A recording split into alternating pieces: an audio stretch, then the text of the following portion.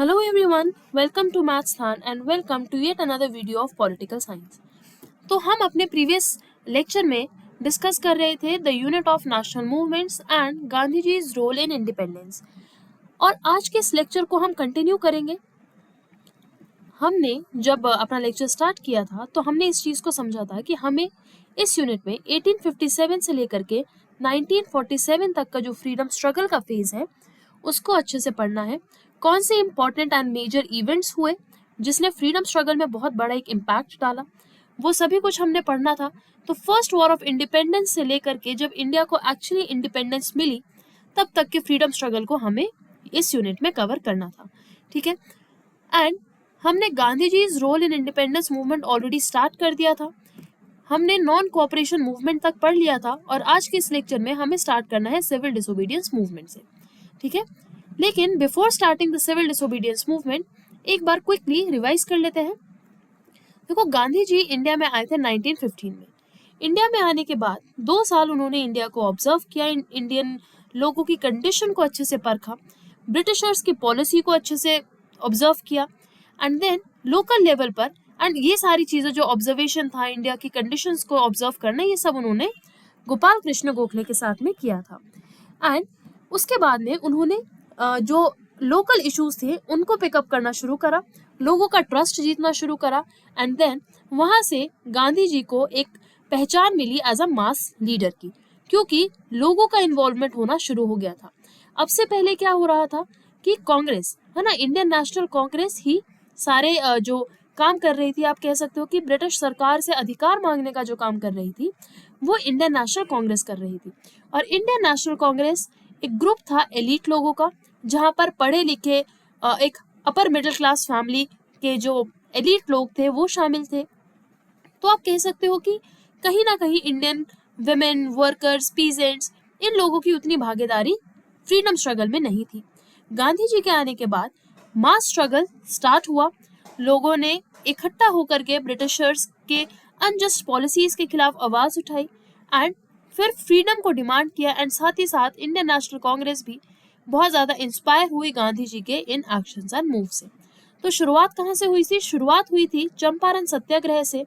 1917 में चंपारण सत्याग्रह गांधी जी ने लॉन्च किया था in Champaran, obviously, and that was the indigo farmers issue. जब फार्मर्स को आप कह सकते हो कि जानबूझ करके या फिर कह सकते हो ब्रिटिशर्स के प्रॉफिट के लिए केवल और केवल इंडिगो अपनी जमीन पर उगाना पड़ रहा था, जिससे कि जमीन का भी नुकसान हो रहा था और फार्मर्स का भी नुकसान हो रहा था। देन उसके बाद अहमदाबाद मिल स्ट्राइक में गांधी जी ने पीजेंट्स का साथ दिया, लेबर राइट्स के लिए सत्याग्रह किया, उसमें भी उन्हें सक्सेस हासिल हुई। Then in the same year Kheda में भी सत्याग्रह गांधी जी ने किया, जहां पर पीजेंट्स को, यानी कि जो एग्रीकल्चरलिस्ट है, जो जमीन पर काम करते हैं, आपके जो फार्मिंग में जो बेसिकली जो काम करते हैं उनको पीजेंट्स बोलते हैं, राइट। तो उनके टैक्स रिलीफ के लिए गांधी जी ने सत्याग्रह किया, सभी लोगों का सपोर्ट मिला, and then yet it was again a success story. यहाँ से गांधी जी को एक अपलिफ्ट मिला, एंड धीरे धीरे जब सिचुएशंस को ऑब्जर्व किया तो उसके बाद गांधी जी ने नॉन कोऑपरेशन मूवमेंट को स्टार्ट किया था। लेकिन इस मूवमेंट को स्टार्ट करने की जो सबसे बड़ी वजह बनी थी वो थी जलियांवाला बाग में स्केयर, एंड उसके बाद जो खिलाफत इशू उठाया गया था इंडियन मुस्लिम्स के द्वारा, उसको गांधी जी ने एक हिंदू मुस्लिम यूनिटी में कन्वर्ट करने का मौका देखा, एंड नॉन कोऑपरेशन मूवमेंट को 1920 में स्टार्ट किया गया। इस मूवमेंट को स्टार्ट करने का जो ट्रिगरिंग पॉइंट था वो था जलियांवाला बाग में स्केयर। क्या था ये? हमने प्रीवियस लेक्चर में इसको अच्छे से पढ़ लिया था, ठीक है। नॉन कोऑपरेशन मूवमेंट का जो ऑब्जेक्ट था वो ये था कि ब्रिटिशर्स के जितने भी इंस्टीट्यूशंस और प्रोडक्ट्स हैं उन सभी को बॉयकॉट किया जाए, उनके स्कूल्स, कॉलेजेस, कोर्ट्स, उनकी गवर्नमेंट जॉब्स, सब चीज़ को बॉयकॉट किया जाए, स्वदेशी और खादी को प्रमोट किया गया। लेकिन मूवमेंट ये अच्छा चल रहा था, बट एक इंसिडेंट की वजह से गांधी जी ने इस पूरे मूवमेंट को कॉल ऑफ कर दिया था, and that incident was the Chauri Chaura incident. क्या था ये इंसिडेंट? इसको भी हम अच्छे से अपने प्रीवियस लेक्चर में पढ़ चुके हैं, ठीक है। तो अब ये सारी चीज़ें अगर किसी ने नहीं पढ़ी है ध्यान से, आप भूल गए हो, तो प्लीज़ आप इसको रिवाइज कर लीजिएगा। आज के लेक्चर में we are going to start with civil disobedience movement. अब क्या है ये सिविल डिसोबीडियंस मूवमेंट? देखो, सिविल वर्ड का मतलब है सिटीजन्स या फिर सिविलियंस, ठीक है। अब सिविलियंस ने जब डिसओबे करना शुरू किया ब्रिटिश पॉलिसीज को, उसको आप कह सकते हैं कि दैट मेंट सिविल डिसोबीडियंस, ठीक है। जब लोग जो है ब्रिटिशर्स के द्वारा बनाए गए कानूनों को मानने से इनकार कर रहे थे ऑन देयर फेसेस, यानी सामने से ही लोग मुकर रहे थे कि जो आपने कानून बनाया है इसको हम फॉलो नहीं करेंगे, दैट इज सिविल डिसोबीडियंस। 1930 में ये मूवमेंट स्टार्ट हुआ था।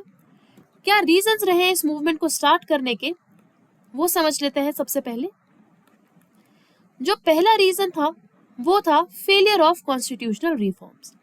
अब देखो, एक कमीशन आया था जिसका नाम था साइमन कमीशन। ये कमीशन 1927 में आया था। एंड इसका थोड़ा सा बैकग्राउंड समझ लेते हैं पहले। साइमन कमीशन क्यों आया था इंडिया में, क्यों भेजा गया था?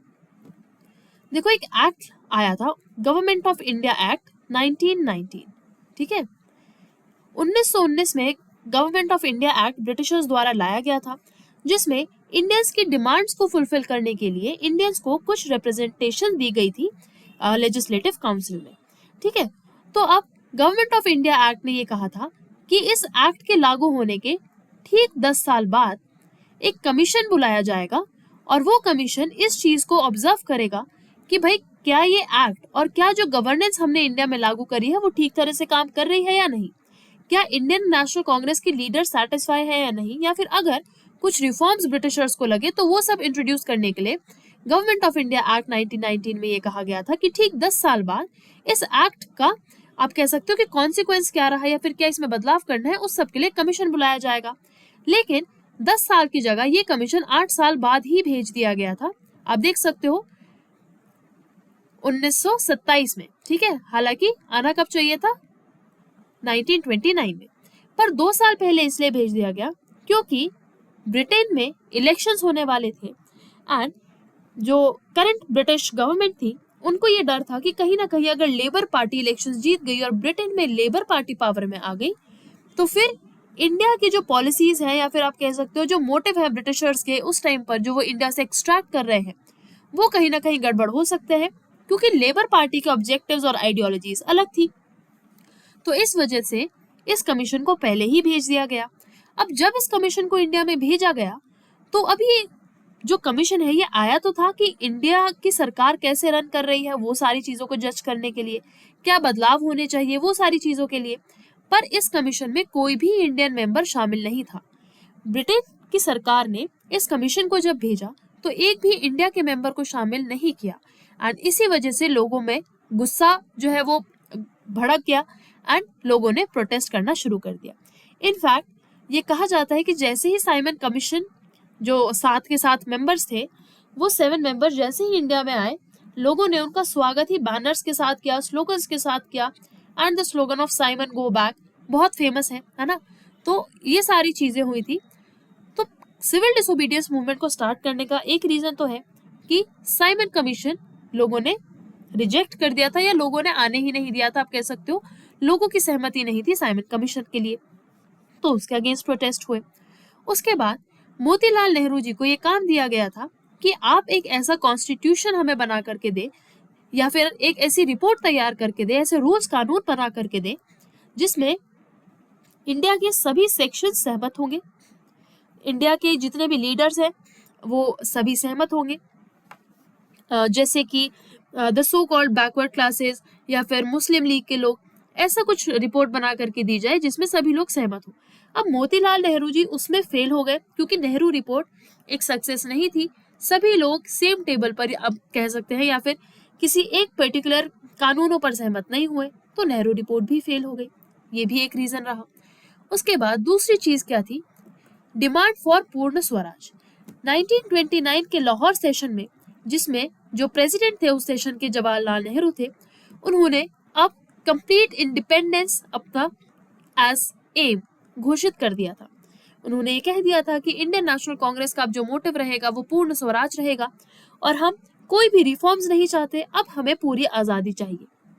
तो ये जो डिमांड है कंप्लीट इंडिपेंडेंस की, ये 1929 में लाहौर सेशन में जवाहरलाल नेहरू द्वारा पेश की गई थी एंड 26 जनवरी 1930 डिक्लेयर हुआ था एज इंडिपेंडेंस डे, जब इंडिया ने कंप्लीट इंडिपेंडेंस की डिमांड रखी थी। उसके अलावा सिविल डिसोबीडियंस मूवमेंट के शुरू होने के रीजंस इकोनॉमिक हार्डशिप्स भी थे, क्योंकि ऑब्वियसली जो लैंड रेवेन्यू है वो काफ़ी ज़्यादा था, टैक्सेशन बहुत ज़्यादा थी, बहुत ज़्यादा लोगों को टैक्स देना पड़ रहा था। पूरे वर्ल्ड में ग्रेट डिप्रेशन आ गया था 1929 में, जिसने इंडिया के लोगों की कंडीशन और ज़्यादा वर्स कर दी थी, क्योंकि ब्रिटिशर्स आफ्टर ऑल क्या कर रहे थे, एक्सट्रैक्शन कर रहे थे, इंडिया के रिसोर्सेज का एक्सप्लॉइट कर रहे थे इंडिया की इकोनॉमी को। तो इंडिया में खाने की कमी होने लगी, ठीक है, इवन आप कह सकते हो बहुत डिटोरिएटेड कंडीशन हो गई थी इंडियन इकोनॉमी की।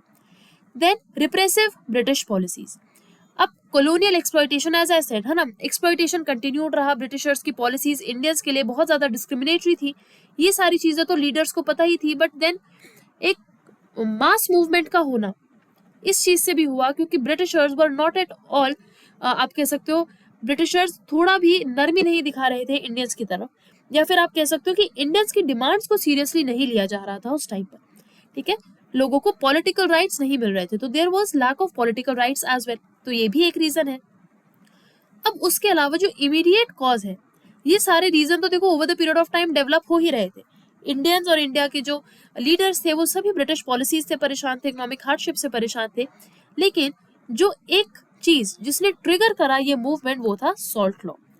अब गांधी जी का ये मानना था कि नमक एक ऐसी चीज है जो हर घर की जरूरत है, और बहुत एक आम सी चीज है, हर इंसान की एक जरूरत है नमक का होना, ठीक है। अब अगर कंपनी, ब्रिटिशर्स की कंपनी, नमक के ऊपर भी अपनी मोनोपोली दिखाए और बोले कि भाई नमक पर भी आप लोगों को टैक्स देना होगा, तो ये बहुत ज्यादा अनजस्टिफाइड था, ठीक है, एंड बहुत ज्यादा इनह्यूमेन भी था कि आप लोगों के नमक के ऊपर भी आप टैक्स लगा रहे हैं, ठीक है ना। तो इस चीज ने हर इंडियन को इफेक्ट किया था और हर इंडियन इस चीज के खिलाफ था। तो गांधी जी ने इस सॉल्ट लॉ को एक मौके की तरह यूज करा ताकि लोगों को इकट्ठा किया जा सके और लोगों को फिर से यूनाइट किया जा सके, और एक प्रोटेस्ट को लॉन्च किया। नमक उसका एक सिंबल बना, और इस सॉल्ट लॉ के अगेंस्ट, या फिर आप कह लीजिए जो सिविल डिसोबीडियंस मूवमेंट की शुरुआत है, ये शुरुआत हुई थी डांडी मार्च से, ठीक है। अब आगे बढ़ने से पहले जब हमने साइमन कमीशन की बात की है तो इसको थोड़ा सा समझ लेते हैं फिर से। साइमन कमीशन को 1927 में अपॉइंट किया गया था ब्रिटिश सरकार द्वारा। इसका पर्पस था कि जो वर्किंग है Indian government of India act की, कैसे चल रहा है, क्या जो रिफॉर्म्स लाए गए थे वो ठीक तरह से काम कर रहे हैं या नहीं, उस सभी चीज को रिव्यू करने के लिए, और अगर कुछ बदलाव करने चाहिए इंडिया के ये गवर्नमेंट ऑफ इंडिया एक्ट में, तो वो सब सजेस्ट करने के लिए इस कमीशन को बुलाया गया था। अब इसमें 7 मेंबर्स थे और 7 के साथ ब्रिटिशर्स थे, एक भी इंडियन मेंबर इसमें शामिल नहीं था, इसलिए इंडियंस को ये चीज़ बिल्कुल पसंद नहीं आई और लोगों ने इस साइमन कमीशन के अगेंस्ट काफ़ी ज़्यादा प्रोटेस्ट किया था, ठीक है। और यही वो वक्त था जब साइमन गो बैक का भी नारा लगा था। तो Simon commission is all clear, I think इसमें किसी को प्रॉब्लम नहीं होनी चाहिए, ठीक है। बस ये याद रखना 1927 में एक कमीशन आया था और इसको रखा गया था गवर्नमेंट ऑफ इंडिया एक्ट 1919 को, उसकी वर्किंग को रिव्यू करने एंड रिफॉर्म सजेस्ट करने, प्लस इसमें 7 मेंबर्स थे and all were Britishers. Is it clear? अब आगे चलते हैं उस मूवमेंट की तरफ जिसने सिविल डिसोबीडियंस मूवमेंट को शुरुआत दी, और वो था salt satyagraha, that is Dandi march. अब गांधी जी ने क्योंकि नमक को एक मौके की तरह देखा जहां पर लोगों को इकट्ठा किया जा सकता है और इस ब्रिटिशर्स के इस अनजस्टिफाइड रूल को तोड़ा जा सकता है, तो उन्होंने एक मार्च, एक यात्रा शुरू करी अपने साबरमती आश्रम से दांडी तक। टोटल डिस्टेंस था 240 माइल्स का, एंड गांधी जी ने तट पर जाकर वो आप कहते हैं ना नमक खुद से बनाया और सॉल्ट लॉ को ब्रेक करा, ठीक है। And this symbolised protest against unjust British laws. इस मूवमेंट के फीचर्स क्या क्या थे? सबसे पहले तो यही कि लोगों ने नमक पे लगे इस टैक्स को, या बाकी भी जो आम मर्रा की जो चीजें हैं, जो लोगों के कॉमन यूज की चीजें हैं, उस पर जो टैक्सेस लगाए गए थे उनको पे करने से मना कर दिया। तो फर्स्ट फीचर यही था दैट पीपल रिफ्यूज्ड टू पे टैक्सेस। उसके बाद जो कानून बनाए गए थे, लोगों ने खुलेआम उन कानूनों का वॉयलेशन करना, यानी उन कानूनों को तोड़ना शुरू कर दिया, जैसे कि सॉल्ट, फॉरेस्ट एटसेट्रा।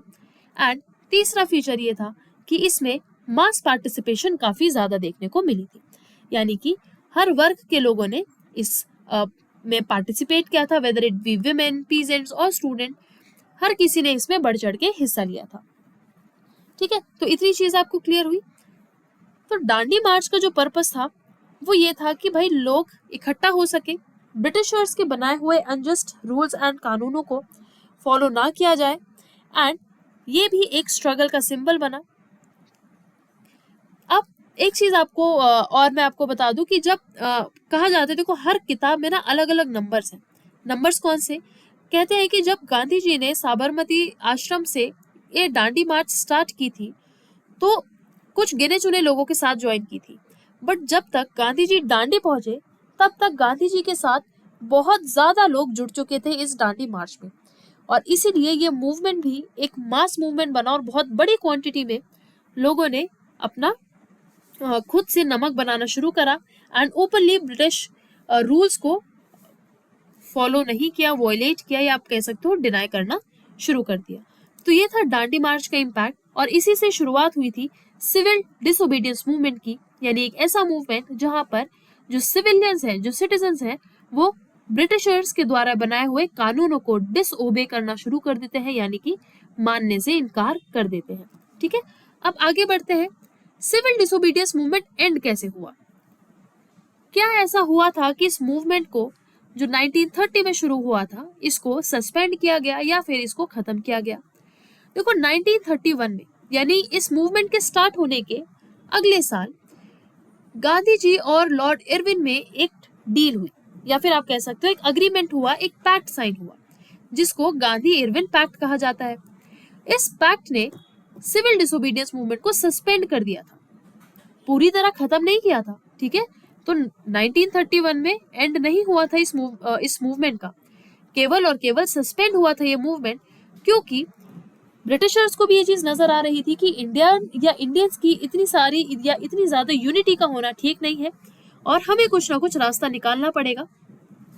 तो फिर गांधी जी से लॉर्ड इरविन ने बात करी थी, और लॉर्ड इरविन ने कहा था कि आप इस मूवमेंट को रोक दीजिए, क्योंकि बहुत सारे लोगों को संभालना, स्पेशली जब लोग ब्रिटिशर्स के इतना अगेंस्ट हो, तो हैंडल करना मुश्किल हो रहा था। तो इसलिए लॉर्ड इरविन ने गांधी जी से कहा कि ठीक है, हम एक डील करते हैं कि आप इस सिविल डिसोबीडियंस मूवमेंट को रोक दीजिए, और हम जो भी पॉलिटिकल प्रिजनर्स हैं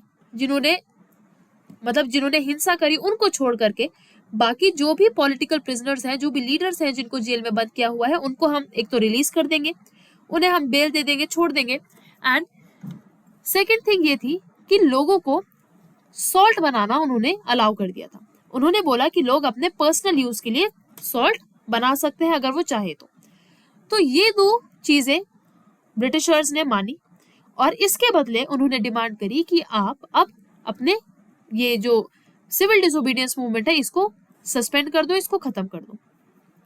ये तो थी जो लॉर्ड इरविन ने बोला। अब गांधी जी किस चीज पर एग्री हुए?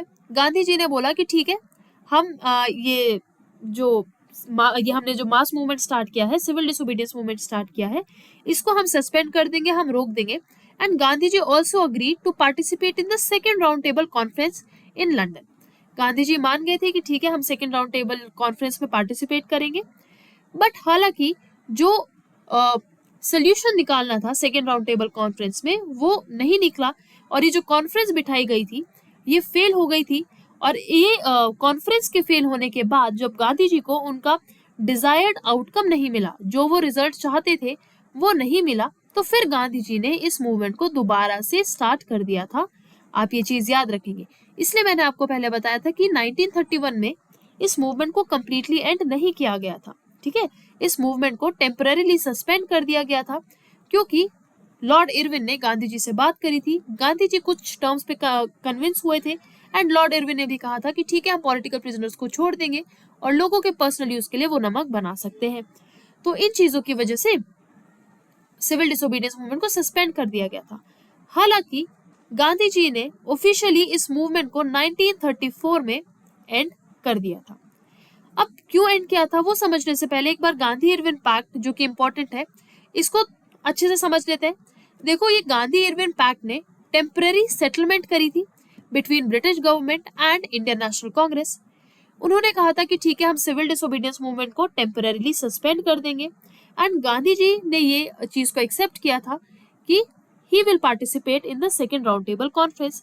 अब वो चीज सक्सेसफुल नहीं हुई, तो फिर गांधी जी ने दोबारा से इस मूवमेंट को रिज्यूम कर दिया, ठीक है। बट स्टिल ये मूवमेंट बहुत लंबे टाइम तक नहीं चल पाया। द रीजन वॉज 1934 में फाइनली इस मूवमेंट को एंड कर दिया गया था, because the people of the country were tired. एक बहुत लंबा स्ट्रगल था और लोग भी जो थे वो परेशान हो चुके थे, ठीक है। ब्रिटिशर्स का जो रिप्रेशन था वो बढ़ता जा रहा था, क्योंकि ब्रिटिशर्स बहुत ज्यादा फोर्स का इस्तेमाल करते थे किसी भी प्रोटेस्ट को दबाने के लिए, ठीक है। And obviously people were losing their lives also, है ना। तो जब मास प्रोटेस्ट होता है और कोई सरकार बहुत ज्यादा फोर्स का इस्तेमाल करती है तो लोगों की जानों को भी नुकसान होता है, दैट इज वेरी कॉमन, है ना। तो यही चीज है, और बढ़ते हुए जो ब्रिटिशर्स का जो फोर्स था वो लोगों पर बढ़ता जा रहा था, लोग भी थकने लगे थे, and this movement came to an end gradually. इसका परिणाम क्या रहा?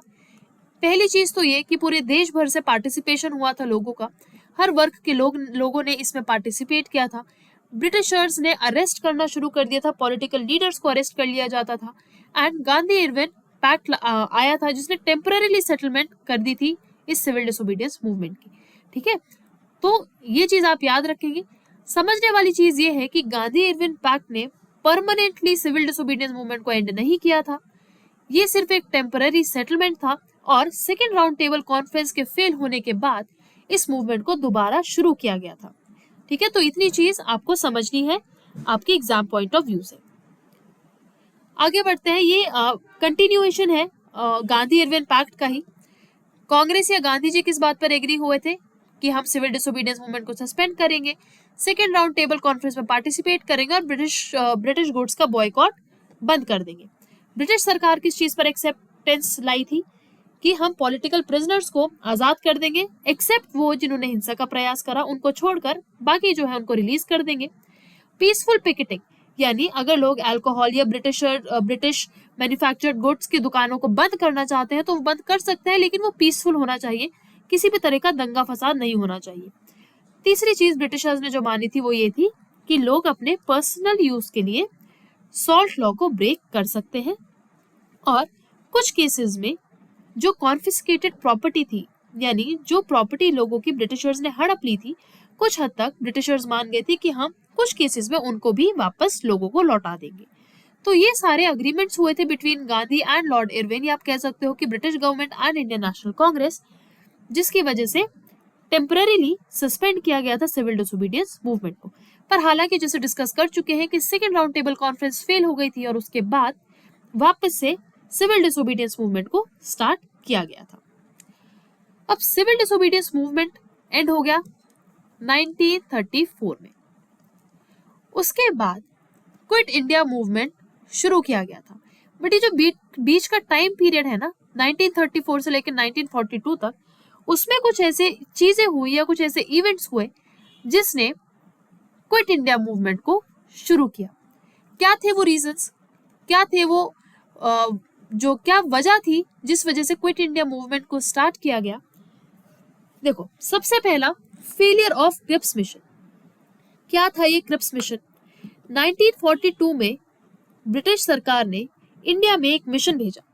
अब ये वो टाइम है जब वर्ल्ड वॉर 2 चल रहा था। वर्ल्ड वॉर 2 में ब्रिटिशर्स को चाहिए था कि इंडियंस का सपोर्ट मिले, ठीक है। तो इंडियंस के सपोर्ट के लिए वो इंडिया में क्रिप्स मिशन भेजते हैं और कहते हैं कि भाई हमें वर्ल्ड वॉर 2 में इंडिया या इंडियंस के रिसोर्सेज का सपोर्ट चाहिए, ठीक है। बदले में वो क्या देंगे? क्रिप्स मिशन ने कहा कि आप इंडिया को इन्वॉल्व कर लो, मतलब आप मान जाओ कि इंडियंस का इन्वॉल्वमेंट हो वर्ल्ड वॉर 2 में, और बदले में हम इंडिया को डोमिनियन स्टेटस दे देंगे। यानी जब वॉर खत्म हो जाएगा उसके बाद इंडिया एक डोमिनियन स्टेटस की तरह रहेगा, यानी इंडिया एक तरह से अपने लिए कानून बना सकता है, अपने लिए फैसले बना सकता है, लेकिन टॉप पर ब्रिटिशर्स ही रहेंगे। यानी ब्रिटिशर्स के अंडर इंडियंस अपने लिए कानून बना सकते हैं, ये होता है डोमिनियन स्टेटस। जहां पर आप ऐसे भी समझ सकते हो कि डोमिनेट करने वाली जो सरकार होगी वो ब्रिटिश सरकार होगी, ठीक है, लेकिन इंडियंस अपने लिए फैसला बना सकते हैं या अपने लिए रूल्स एंड कानून बना सकते हैं। तो अब ये डोमिनियन स्टेटस इंडियंस को नहीं चाहिए था। इंडियंस वर आस्किंग फॉर पूर्ण स्वराज, ठीक है। इंडियंस को अब इस टाइम पर कंप्लीट इंडिपेंडेंस चाहिए थी और इस चीज की जो डिमांड थी वो इंडियंस ने या इंडियन लीडर्स ने 1929 में ही कर दी थी। एंड 1942 में ब्रिटिशर्स एक मिशन भेजते हैं और कहते हैं कि ठीक है, आप वर्ल्ड वॉर 2 में इंडियन सोल्जर्स, इंडिया के रिसोर्सेज हमें प्रोवाइड कर दो, हम आपको ना एक डोमिनियन स्टेटस दे देंगे। तो जाहिर सी बात है, ना ही इंडिया के लोग और ना ही इंडिया के लीडर्स इस चीज पर सहमत थे। अब इंडियंस का जो एक आप कह सकते हो कि सब्र जवाब देने लगा था, and Indians were demanding complete independence, और तब भारत छोड़ो आंदोलन की शुरुआत हुई थी। ठीक है ना। कांग्रेस ने इस क्रिप्स मिशन को रिजेक्ट कर दिया था, क्योंकि पहली बात तो ये कि रियल पावर्स इंडिया को ट्रांसफर नहीं की जा रही थी। इंडियंस को सिर्फ और सिर्फ एक डोमिनियन स्टेटस दिया जा रहा था, जो कि कांग्रेस को एक्सेप्टेबल नहीं था। दूसरी चीज, प्रोविंसेस को बांटा जा सकता था, ऐसा ब्रिटिशर्स ने कहा। अब अगर प्रोविंसेस को बांट दिया जाएगा तो इंडिया की जो यूनिटी थी वो खतरे में थी, क्योंकि वी ऑल नो कि मुस्लिम लीग की अपनी कुछ डिमांड्स आना शुरू हो गई थी, है ना। और प्रोविंसेस को बांटना, हालांकि ब्रिटिशर्स का ये कहना था कि वो सिर्फ एडमिनिस्ट्रेटिव रीजंस की वजह से ये डिवीजन करते हैं, but we all knew and even at that point of time Indian leaders and Indian people knew कि ये सिर्फ और सिर्फ एक डिवाइड एंड रूल पॉलिसी है जो कि कंटिन्यू करना चाह रहे थे ब्रिटिशर्स। तो ये दो रीजंस की वजह से कांग्रेस ने क्रिप्स मिशन को रिजेक्ट कर दिया था।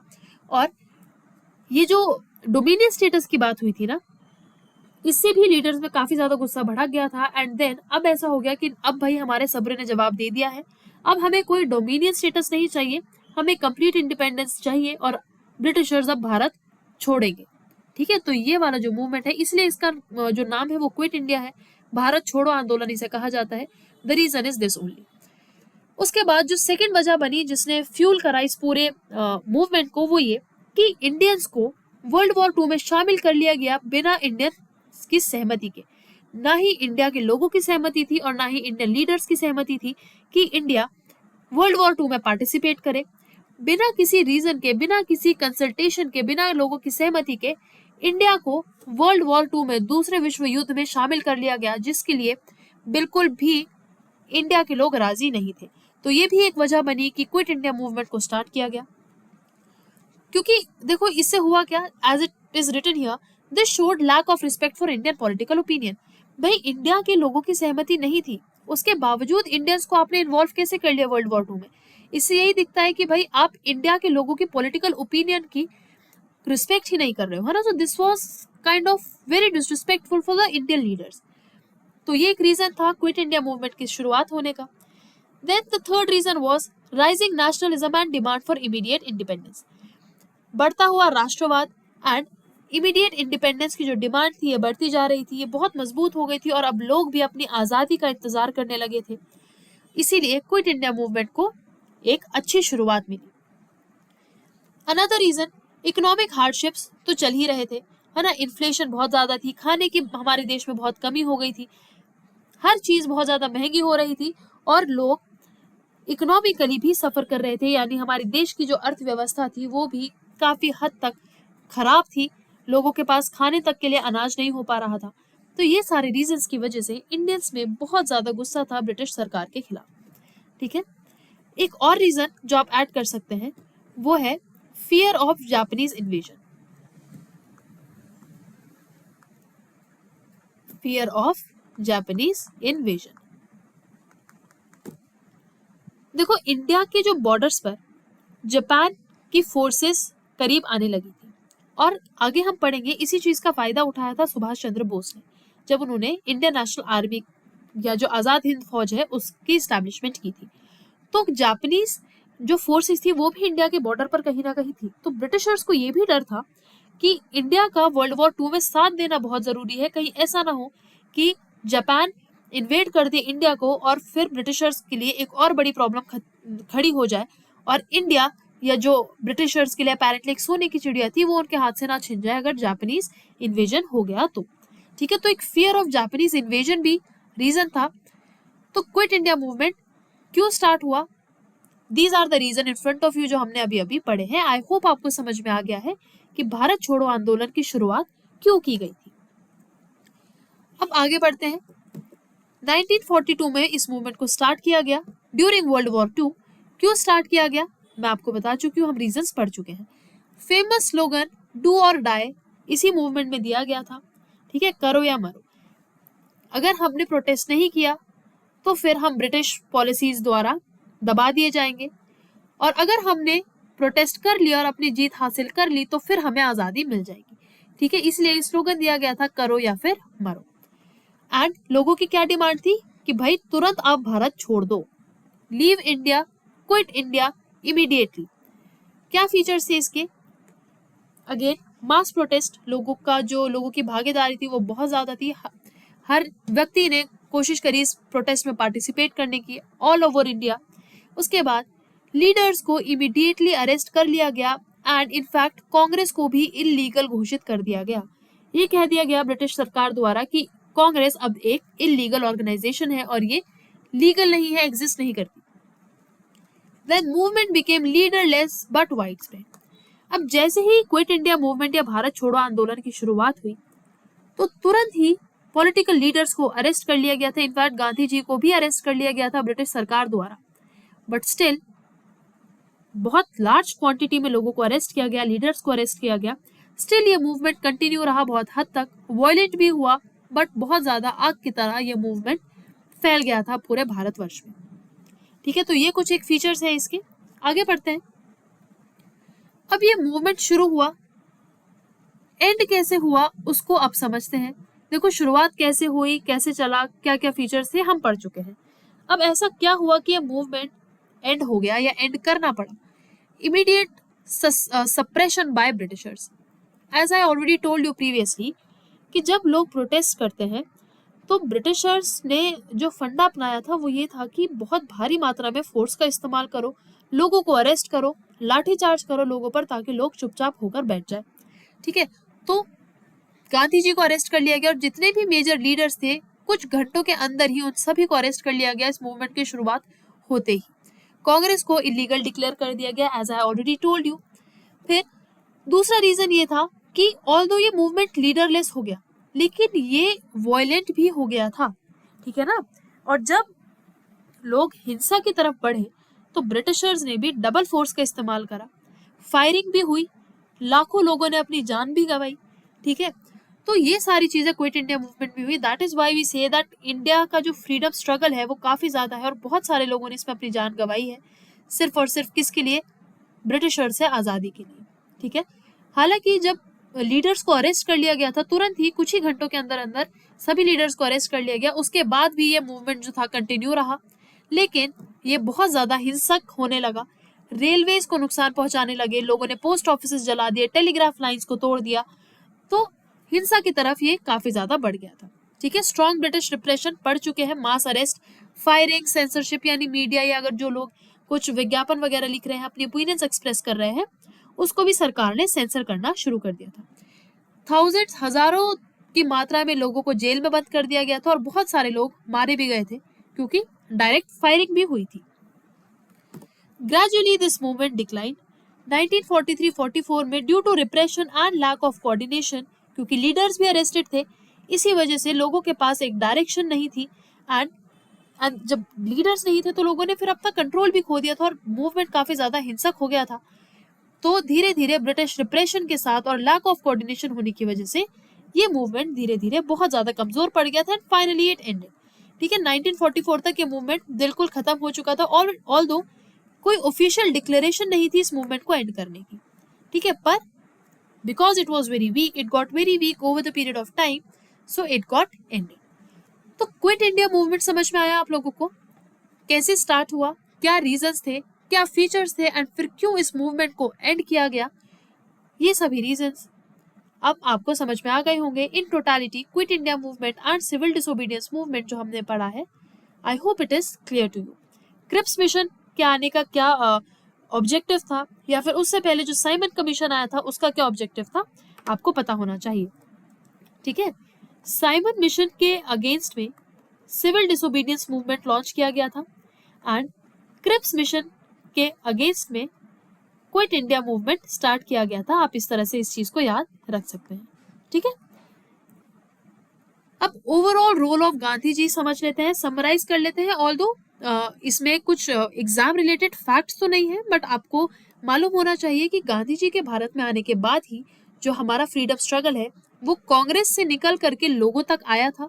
ठीक है, तो मास पार्टिसिपेशन जो हुई थी वो गांधी जी के आने के कारण हुई थी, आप कह सकते हो। पहले भी लोगों को नॉलेज थी इस चीज की कि हमें एक्सप्लॉइट किया जा रहा है या फिर हमारा जो हमारे साथ डिस्क्रिमिनेशन हो रहा है, पर लोग एक साथ आकर के प्रोटेस्ट नहीं कर पा रहे थे। ठीक है, तो आप कह सकते हो कि गांधी जी ने इंडिया के जो फ्रीडम स्ट्रगल है उसको मास मूवमेंट में ट्रांसफॉर्म किया था। उन्होंने अहिंसा और सत्याग्रह का जो एक प्रिंसिपल, एक सिद्धांत दिया था, वो भी काफी ज्यादा सक्सेसफुल रहा है हमारे ओवरऑल फ्रीडम स्ट्रगल में। ठीक है, and then Gandhi ji united diverse groups.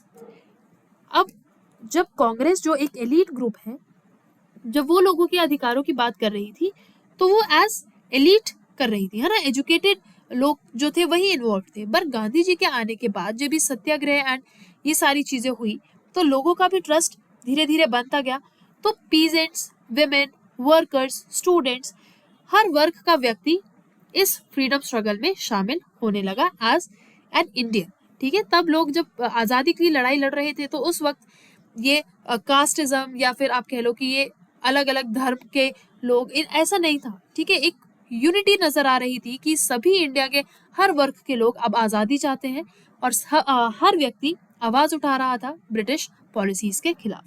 ठीक है, then Gandhi gave moral legitimacy to the movement, यानी कि इन्होंने मॉरली भी, क्योंकि गांधी जी ने एक स्पिरिचुअल एंगल भी दिया था अपने इस पूरे मूवमेंट को, तो लोगों को मॉरली भी काफी ज्यादा पुश किया था अब इस पूरे के पूरे फ्रीडम स्ट्रगल में या फिर साथ आने में। ठीक है, तो ये था गांधी जी का overall role in Indian freedom struggle. I hope all these national movements are clear to you by now, and Gandhi ji का जो रोल था या जो उनकी इन्फ्लुएंस थी, जो उनकी अहमियत थी, वो आपको समझ में आई होगी। When we talk about Mahatma Gandhi, तो इसके ऊपर हम ऑलरेडी एक लेक्चर में डिस्कस कर चुके हैं जहां हमने केवल और केवल महात्मा गांधी के प्रिंसिपल्स, उनके हिस्ट्री वगैरह को सबको डिस्कस किया है। तो अगर आपको महात्मा गांधी को डिटेल में पढ़ना है तो please do check out the lecture on Mahatma Gandhi. ठीक है, अभी के लिए हमें सिर्फ गांधी जी के फ्रीडम स्ट्रगल में रोल को समझना था। अब आगे चलते हैं रेवोल्यूशनरीज पर। क्रांतिकारियों का क्या कंट्रीब्यूशन रहा है इंडियन फ्रीडम स्ट्रगल में, ये भी हमारे लिए समझना बहुत जरूरी है, क्योंकि जो पर्सनालिटीज थी, जिन कंट्रीब्यूटर्स के बारे में हम पढ़ने वाले हैं, जिन क्रांतिकारियों के बारे में हम पढ़ने वाले हैं, उनका नाम हम आज भी बहुत गर्व से लेते हैं और उनका कंट्रीब्यूशन काफी ज्यादा है जब हम बात करते हैं फ्रीडम स्ट्रगल की। ठीक है, तो अब क्या था, देखो, रेवोल्यूशनरीज का मानना था कि ब्रिटिश रूल जो है वो केवल और केवल याचिकाओं से या फिर अहिंसा का पार्ट फॉलो करते हुए नहीं हो सकता। ब्रिटिशर्स जब खुद इतना फोर्स यूज कर रहे हैं तो ब्रिटिशर्स के दिलों में और उनके दिमागों में भी ये डर बिठाना जरूरी है कि इंडिया के लोग भी, भारत के लोग भी उनकी जान को नुकसान पहुंचा सकते हैं। तो इसीलिए जो क्रांतिकार थे उनका मानना यह था कि ब्रिटिशर्स के दिलों में भी इस चीज का डर होना चाहिए, उनके दिलों में भी भारतीयों का डर होना चाहिए।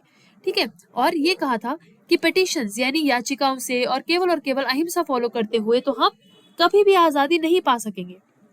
ठीक है, तो ये मानना था कि जहां पर हिंसा की भी जरूरत पड़े, अगर आजादी पाने के लिए हिंसा का प्रयोग करना पड़े तो फिर करना चाहिए। ठीक है ना, तो ये वाली आइडियोलॉजी थी रेवोल्यूशनरीज की। उन्होंने डायरेक्ट एक्शन सपोर्ट किया, आर्म्ड स्ट्रगल यानी आर्मी का इस्तेमाल करते हुए, फोर्स का इस्तेमाल करते हुए स्ट्रगल करना, एंड त्याग, सैक्रिफाइस की बात करी इंडिपेंडेंस को या फिर आजादी को अचीव करने के लिए। ठीक है, जो क्रांतिकार थे उनका रोल था किस चीज में, यूथ को इंस्पायर करने में। Are you getting my point? क्योंकि जो यंग जनरेशन थी वो इन लीडर से बहुत ज्यादा प्रभावित हुई थी, है ना। उनके लिए आप कह सकते हो एक जोश वाली चीज थी कि अपने देश के लिए लड़ना, अपने देश के लिए त्याग करना। ये नेशनलिज्म की फीलिंग इतनी ज्यादा इम्बाइब कर दी थी रेवोल्यूशनरीज ने कि आज भी वो हमारे लिए एक नेशनल गुरु से कम नहीं है ना। तो ये जो एक फीलिंग ऑफ नेशनलिज्म है with all that vigour and enthusiasm and this feeling of giving sacrifice for the country, अपने मदरलैंड के लिए सैक्रिफाइस करना, ये सारा जो एक फीलिंग है ये कहीं ना कहीं रेवोल्यूशनरीज की इम्बाइब की हुई है। ठीक है, उसके बाद creating fear among British rulers, as I said, Britishers के दिलों में भी ये डर बैठाना that Indians were capable enough to harm them. Then keeping the spirit of resistance alive, यानी इस चीज को ब्रिटिशर्स को बार बार याद दिलाते रहना कि हम उनके आगे झुकने वाले नहीं हैं और हम उनके रूल को रेजिस्ट करते रहेंगे, उनका विरोध करते रहेंगे जब तक हम जिंदा हैं। ठीक है, तो उन्होंने ये रेजिस्टेंस की जो स्पिरिट है, ये विरोध की स्पिरिट को जिंदा रखा एंड इस चीज को बार बार ब्रिटिशर्स को जताया कि हम आपके सामने झुकने वाले नहीं हैं और हम अपनी आजादी लेकर रहेंगे। सो ये था रेवोल्यूशनरीज का कंट्रीब्यूशन। अब कुछ रेवोल्यूशनरीज के बारे में हम पढ़ते हैं। सबसे पहले भगत सिंह के बारे में पढ़ेंगे। ठीक है, उनका क्या कंट्रीब्यूशन रहा है सिर्फ उसको समझेंगे हमारे एग्जाम पॉइंट ऑफ व्यू से। नाउ भगत सिंह एक ऐसा नाम है जो हर बच्चे को मालूम होता है ना, क्योंकि इनका जो कंट्रीब्यूशन है, इनकी जो ब्रेवरी है, इनका जो विगर है, that is immemorial for every single Indian. अब देखो, मोस्ट इंपॉर्टेंट रेवोल्यूशनरी लीडर थे, ये मेंबर थे हिंदुस्तान सोशलिस्ट रिपब्लिकन एसोसिएशन के एंड इन्फ्लुएंस्ड थे सोशलिस्ट आइडियाज से, यानी कि समाजवादी आइडिया से ये काफी ज्यादा इन्फ्लुएंस्ड थे। इनका मानना ये था कि जो लोग हैं, जो कॉमन आप कह सकते हो कॉमन वर्कर्स हैं, फार्मर्स हैं, पीजेंट्स हैं, ये सब मिलकर के एक क्रांति लेकर के आएंगे और जो सोशलिज्म का विचार है, जो कार्ल मार्क्स का विचार था, हमने सोशलिज्म कम्युनिज्म पढ़ा है, राइट, मार्क्सिज्म पढ़ा है, तो उनका भी तो जो एक गोल था वो सोशलिज्म था। तो क्या था वो कि लोग, जो वर्कर्स हैं, जो फार्मर्स हैं, जो कॉमन वर्कर्स क्रांति जब लेकर के आएंगे तो तब वो सरकार को हटा करके एक स्टेटलेस और एक क्लासलेस सोसाइटी की स्थापना करेंगे, जहां पर रिसोर्सेस किसी एक पर्टिकुलर सरकार के हाथ में नहीं होंगे बल्कि इक्वली डिस्ट्रीब्यूट होंगे हर सिटीजन को। ठीक है, तो इसी विचारधारा से भगत सिंह भी कहीं बहुत ज्यादा इन्फ्लुएंस्ड थे एंड वो मेंबर थे HSRA के, that is the Hindustan Socialist Republican Association. क्या है ये Hindustan Socialist Republican Association? Just a second. तो ये जो ऑर्गेनाइजेशन है, दैट वाज, क्यों ग्लिच आ रहा है ऐसा इसमें, let me just check it once.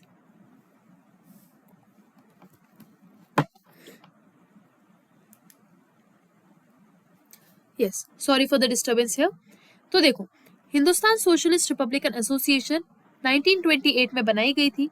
पहले ये सोशलिस्ट वर्ड इसका हिस्सा नहीं था, पहले सिर्फ हिंदुस्तान रिपब्लिकन एसोसिएशन थी।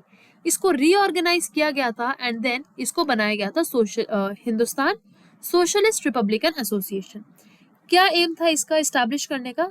जो एम था वो था एक सोशलिस्ट रिपब्लिक इन इंडिया बनाना, यानी कि समाजवादी आइडियोलॉजी इंडियन रिपब्लिक में लेकर के आना। एंड हम इंडिया के प्रियम्बल में भी इस चीज को पढ़ते हैं, right, that India is a socialist democratic Republic, right, sovereign socialist democratic Republic. तो ये वर्ड इंडिया के प्रियम्बल में भी है, ठीक है ना, क्योंकि इंडिया की जो आइडियोलॉजी है वो काफी ज्यादा प्रभावित है सोशलिज्म से। एंड HSRA का भी यही एम था कि इंडिया को एक सोशलिस्ट रिपब्लिक इंडिया बनाया जाए। क्या फीचर थे HSRA के? कि हम जो एक सिंपल राष्ट्रवाद है, जो गांधी जी के एक दिखाए हुए मार्गदर्शन पर चल रहा है, उसमें हम सोशलिस्ट आइडियोलॉजी को इनकलकेट करें। ठीक है, हम समाजवादी आइडियोलॉजी को इनकलकेट करें अपने राष्ट्रवाद में। उसके बाद इनका फोकस था कि ब्रिटिश रूल और ये जो इकोनॉमिक एक्सप्लॉयटेशन है, इन दोनों को जड़ से खत्म किया जाए।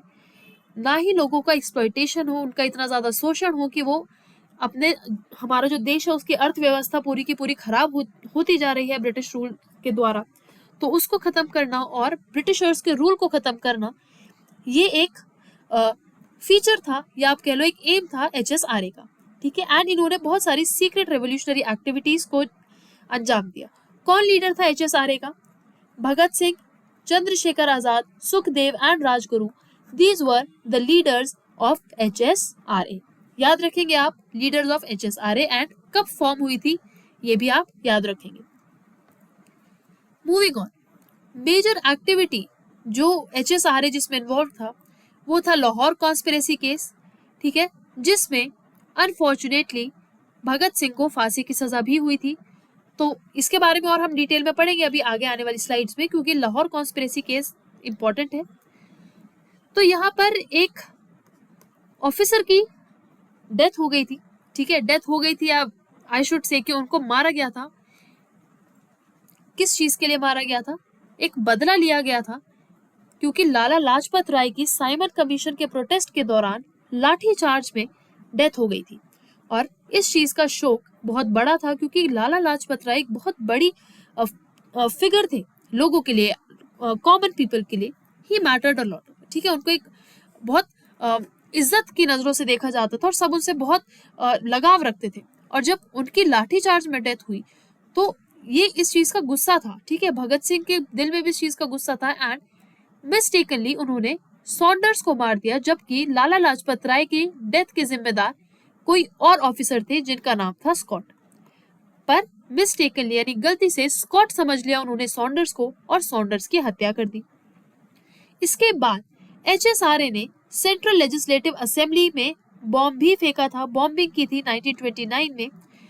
हालांकि वो बॉम्ब नॉन लीथल थे, यानी उससे किसी की जान नहीं जाती, किसी की जान को नुकसान नहीं होता, पर सिर्फ और सिर्फ ये डर बिठाने के लिए और ये जताने के लिए कि हम आपके बनाए हुए कानूनों को नहीं मानेंगे, इस चीज के लिए सेंट्रल लेजिस्लेटिव असेंबली में HSRA के लीडर्स द्वारा बॉम्बिंग की गई और इसी के लिए भगत सिंह को अरेस्ट भी किया गया था एंड एग्जीक्यूट भी किया गया था।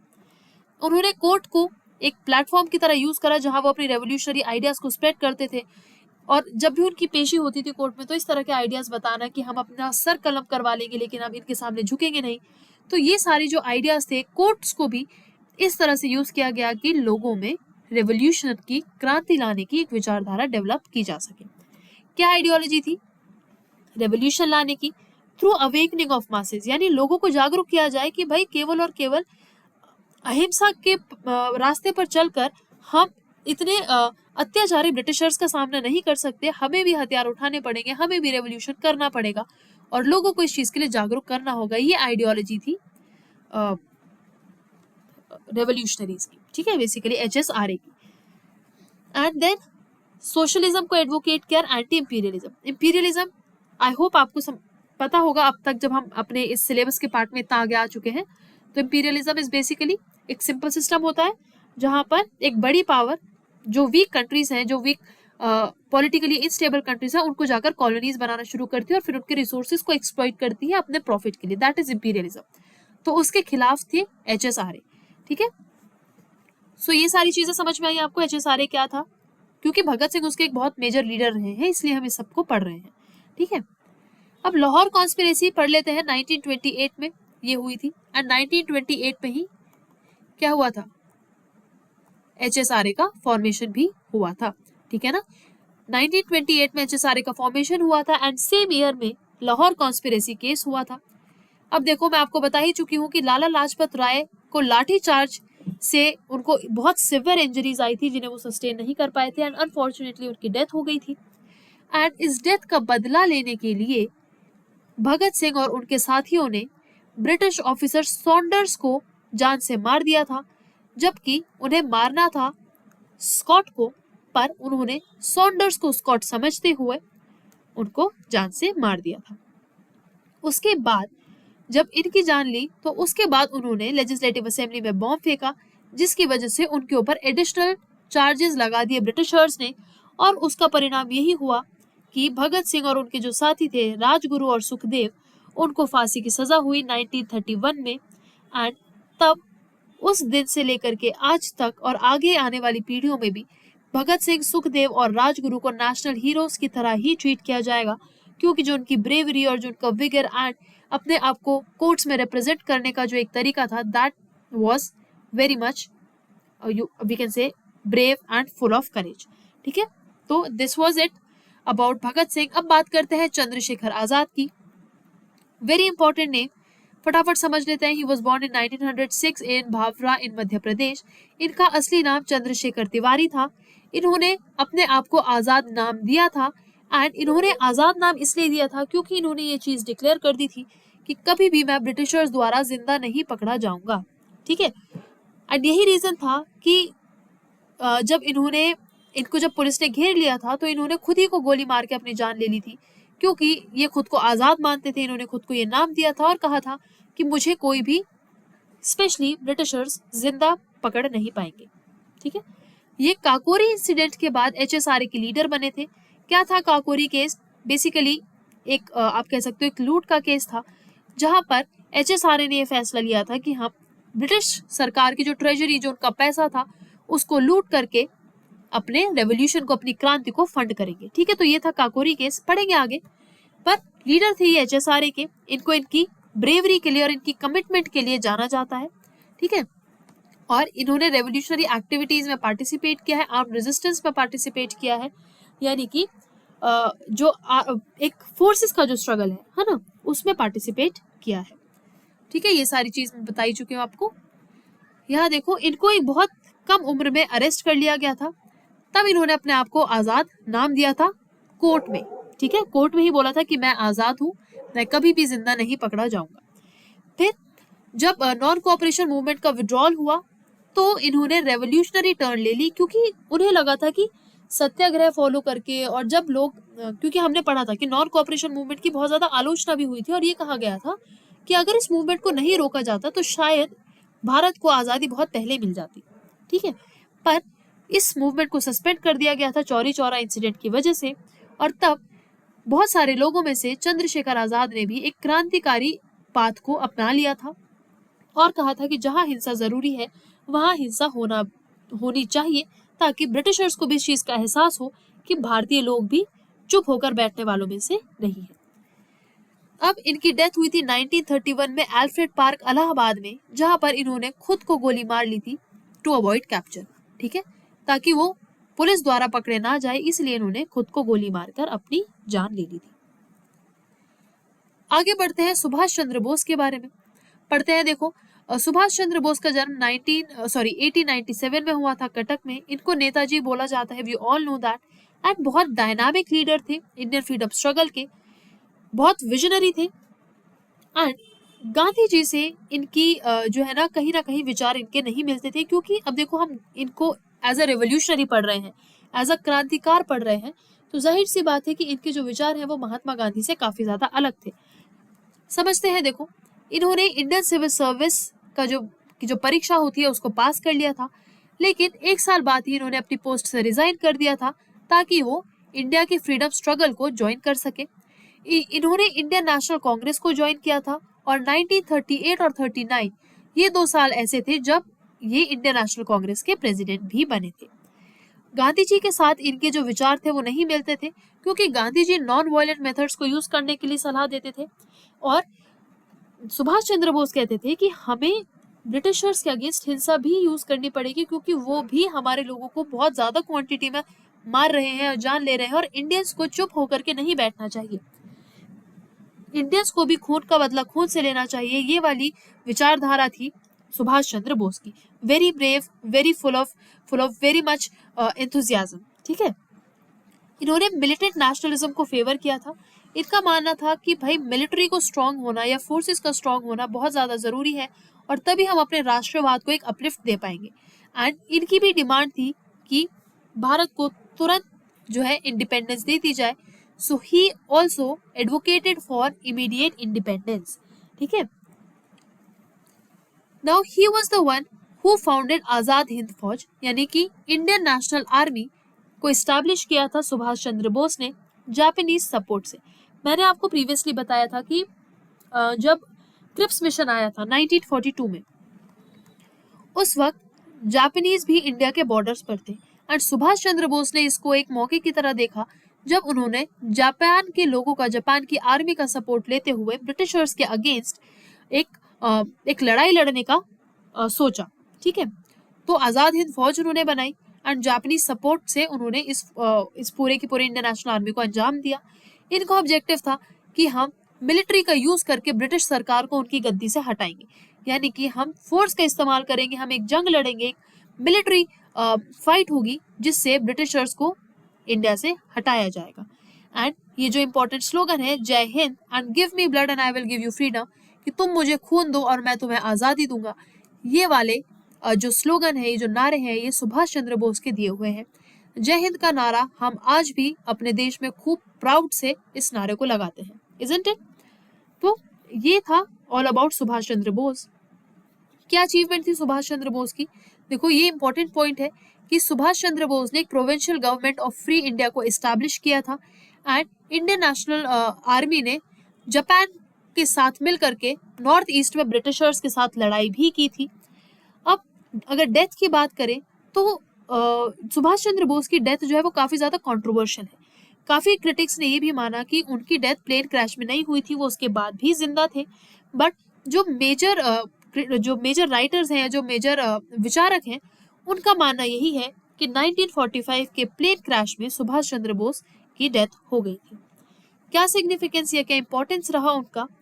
तो देखो, उन्होंने नेशनलिज्म को, राष्ट्रवाद को काफी ज्यादा इंस्पायर किया, एक विगर, एक जोश लोगों के अंदर भरा, मिलिट्री को स्ट्रॉन्ग करने की बात करी, फोर्सेस का यूज करके ब्रिटिश के रूल्स को रेजिस्ट किया, एंड इंडियंस के मॉरल को काफी ज्यादा एक बूस्ट मिली, क्योंकि जाहिर सी बात है जब यंग जनरेशन इंस्पायर होती है तो कहते हैं ना कि गर्म खून होता है, तो दे आर मोर एंथुजियास्टिक, है ना। तो वो चीज थी। एंड आईएनए के जो ट्रायल्स थे उसने लोगों में एंटी ब्रिटिश सेंटिमेंट्स कूट कूट कर भर दिए थे, क्योंकि ब्रिटिशर्स क्या थे, इंडियन नेशनल आर्मी के जो लोग थे उनको एग्जीक्यूट कर रहे थे, ठीक है ना।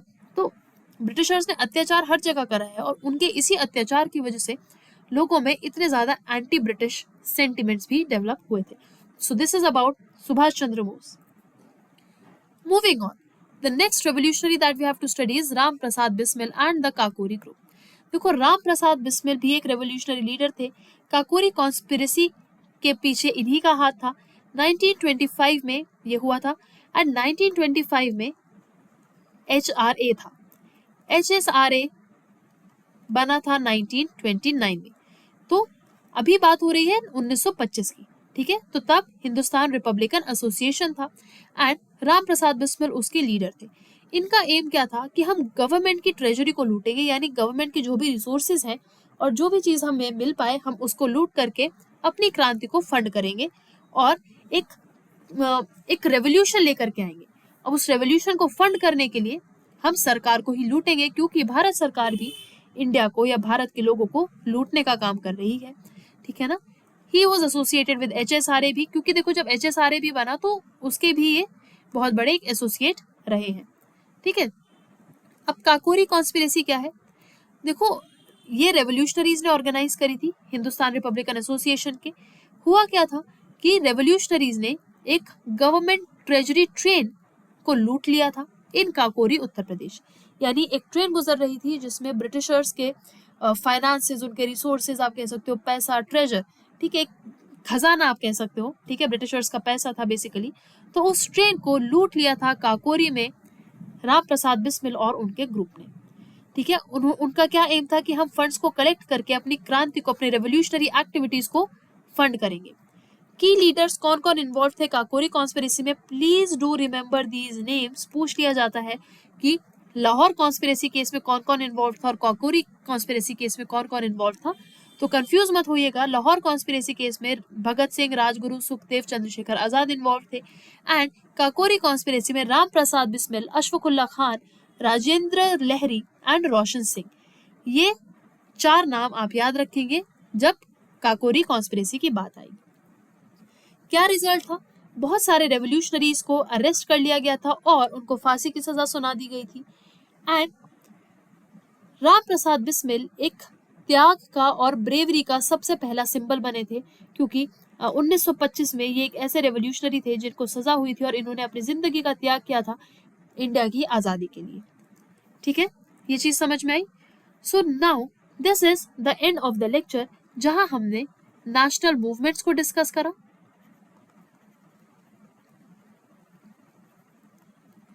प्लस हमने गांधी जी के कंट्रीब्यूशन को भी डिस्कस करा, प्लस उनके जो मूवमेंट्स थे, जो भी ओवरऑल मूवमेंट थे, उनको डिस्कस किया।